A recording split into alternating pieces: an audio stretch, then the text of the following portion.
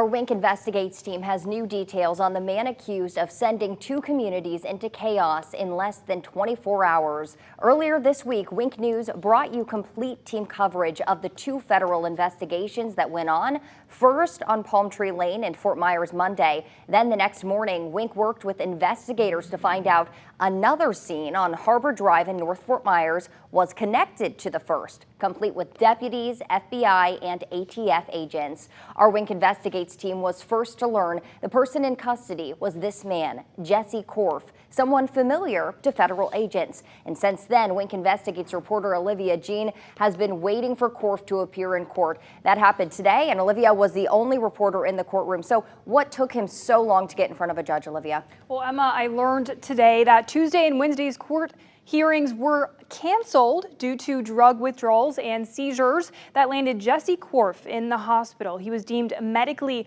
unable to attend court. I learned in court he has tested positive for fentanyl and meth multiple times the past few months while on supervised probation.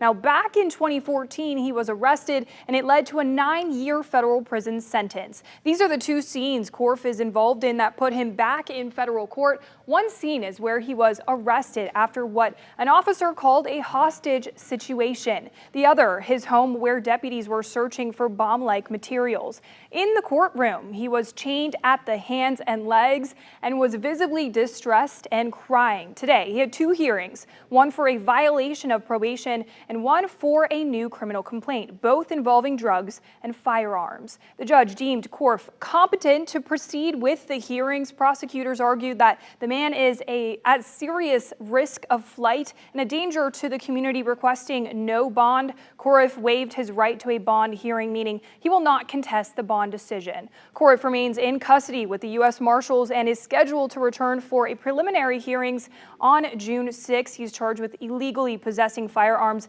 as a convicted felon, which means he's facing up to 15 years in federal prison. Back to you. All right, Olivia, thanks. Now to